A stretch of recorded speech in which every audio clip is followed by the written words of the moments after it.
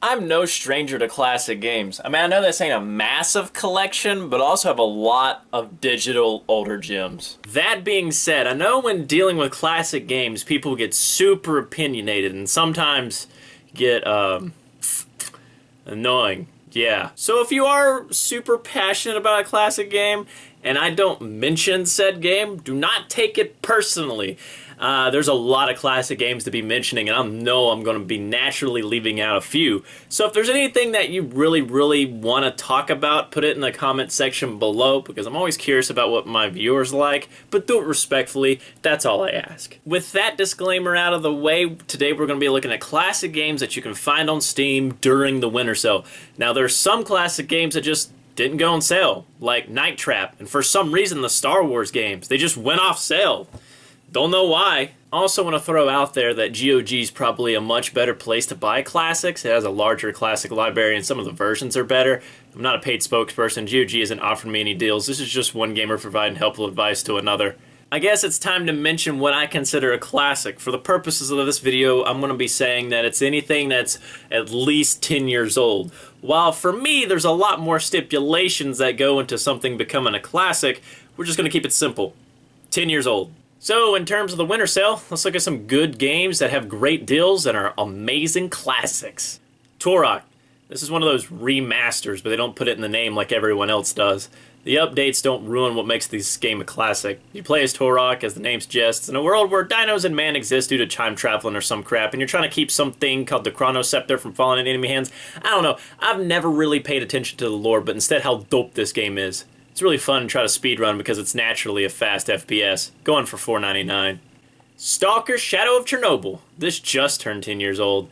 What is there to say about Stalker? I mean, a lot, but where do I begin? The modding scene is crazy huge. It's got that Eastern European flavor, a horror element that you don't see anywhere else, and probably the jankiest mechanics. It's a flawed masterpiece that happens to be one of the best games ever made. Chernobyl was a lot worse than in real life, and you play as a dude looking for the truth behind what happened. I can't do this game justice in a short period of time, so I suggest you do further research about it. I found that for some people it's either too janky or too much work. It is going for $4.99. Postal 2. I'm not going to show any of the content except walking around, but just in case, trigger warning, brutal violence, and terrible jokes. Postal 2 is followed by a wave of controversy. To this day, Postal 2 is one of those games that sparked the discussion. When is too much? Too much. Anyway, it's a semi-open world game where you're given normal everyday chores, but the mundane nature of them just makes you snap, and you go postal. You could go through the first week of the game without killing a single person, but you won't, which is the critique that this game is going for. Early 2000s society, arguably today as well. There's a lot of references that are old, and honestly some of them I still don't get, but there's DLC and expansions that create more relevant and recent references. Going for 99 cents. Thief Gold. This game does not mess around. You think you're good at stealth? Play Thief. Think you're fearless? Play Thief. Think you can play a game 100% without needing a walkthrough? Play Thief. This is pure stealth. The atmosphere alone is enough of a scare. Getting caught's also super heart-wrenching. I'm not kidding. This game is hella terrifying for reasons that I cannot explain. Just play it. However, I will say get some mods for this one. The graphics are balls, even for 1998. The controls are pretty horrible if you're used to modern schemes, but you'll get used to it eventually. This is my favorite Thief. Metal Age, the second one, is also fantastic, but for me the shock factor had already worn off. I knew what to expect. I still peed my pants, but I had an extra pair waiting already. The third one had potential, but the bugs are just horrendous. They also made horror more in your face and up front. Less atmospheric, more intentional and scripted, if you know what I mean. I got off topic. The Thief series is good. Play them all. But start with the first one. Going for 98 cents. Quake 2. I feel like if I don't mention Quake, I'll get crucified. Quake and Unreal are arena FPSs that are absolutely amazing. If I had to choose one, I'd say Quake 2. I used to play a World War II mod, but the multi-servers are hard to find these days.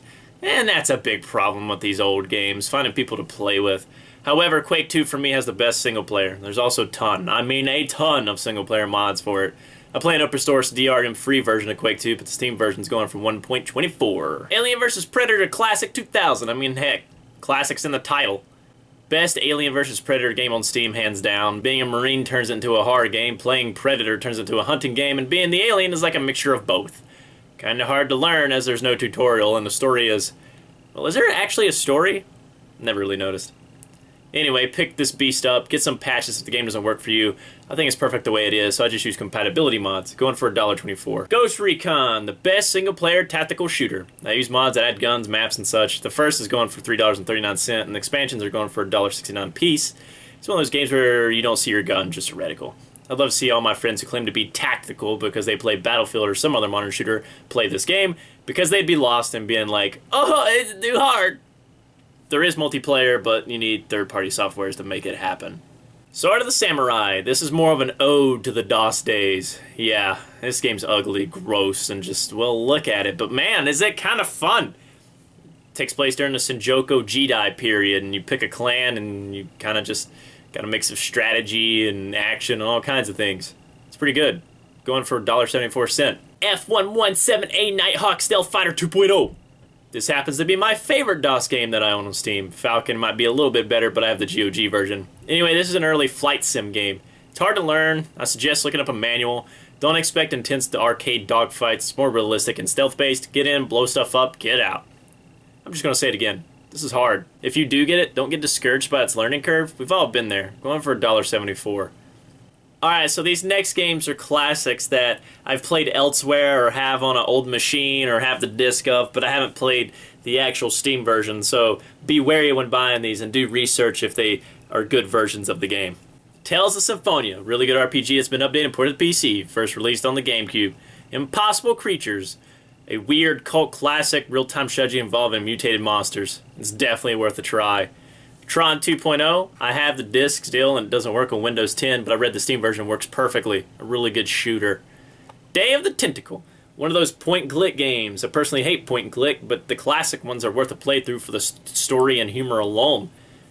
Speaking of story, Full Throttle, and it recently got remastered. This game was awesome. I saw it on disc still in the box at a convention one time. Hate I didn't buy it, but this is one of those interactive movies type deal. And LucasArts did make a lot of these type of games, including The Dig, and the bundle's pretty cheap if you want these type of games. Doesn't include Full Throttle, however.